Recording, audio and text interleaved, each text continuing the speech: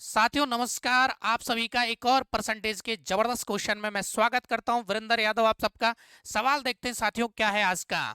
यदि किसी उत्पाद के मूल्य में 50% की कमी की जाती है और फिर उसके मूल्य में 50% की वृद्धि की जाती है, फिर दोबारा 50% की वृद्धि की जाती है, तो उत्पाद के मूल्य में निवल वृद्धि प्रतिशत क्या है या नेट परसेंटेज इंक्रीमेंट क्या है, यह आपको बताना है। 3 बार यहां पर हम वृद्धि और कमी की बात कर रहे हैं दोस्तों। 50% का फ्रैक्शन वैल्यू होता है 1/2, फिर 1/2 और 1/2। अगर वृद्धि है तो प्लस यूज करते हैं और कमी होता है तो हम लोग माइनस यूज करते हैं। प्लस माइनस कैसे, अगर यहाँ पर 2 है प्रारंभिक वैल्यू, एक इसमें से घटाएंगे 2 में से तो 1 बचेगा। फिर ये 2 से 1 ऊपर वाला वृद्धि हो रहा है तो 2 और 1 3। इसको सक्सेसिव मेथड कहते हैं बच्चों, 2 और 1 3। यहाँ फिर से 2:3 लिखेंगे।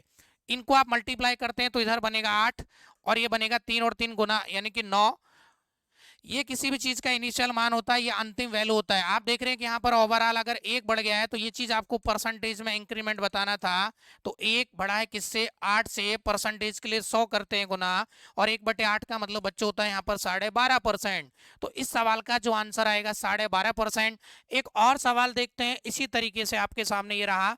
रीता के वेतन में पहले 5% और अगले वर्ष 2% की वृद्धि होती है, तो 2 वर्ष के बाद उसके वेतन में निवल प्रतिशत वृद्धि, नेट परसेंटेज इंक्रीमेंट आपको बताना है बच्चों। देखें, अगर दो ही वैल्यू हैं तो एक्स वाई वाला मेथड यूज कर सकते हैं इस तरीके से।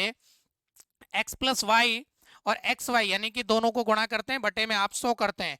इसको सॉल्व करेंगे तो बच्चों 7.1% का इंक्रीमेंट आ जाएगा, जो कि आपको ए ऑप्शन में दिया हुआ है। अगर यहाँ पर आप सक्सेसिव मेथड लगाते तो वो भी थोड़ा सा लेंदी बनता। 5% का फ्रैक्शन वैल्यू 1/20 होता है बच्चों, और 2% का फ्रैक्शन वैल्यू आएगा 1/50। अगर 20 से 1 बढ़ रहा है तो यहाँ लिखेंगे 21, 50 से 1 बढ़ रहा है तो यहाँ लिखेंगे बच्चों 51। इनको आप ऐसे मल्टीप्लाई करेंगे, ठीक है, सॉल्व करेंगे बच्चों, तो ये इनिशियल मान, ये फाइनल। आप ओवरऑल इफेक्ट देख सकते हैं कि कितने परसेंट की वृद्धि हो रही है।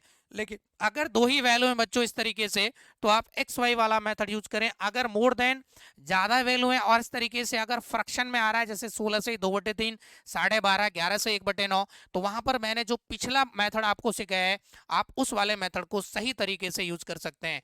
थैंक यू दोस्तों। अगर आपको कॉन्सेप्ट क्लियर है तो आप मेरे मिशन ड्रीम एजुकेशन एप्लीकेशन को डाउनलोड करें, और जिसको लग रहा है कि मुझे एसएससी सीजीएल लेवल तक की तैयारी अच्छे से मैथ्स पढ़ना है, तो आप आराम से मेरे साथ जुड़ सकते हैं। Thank you.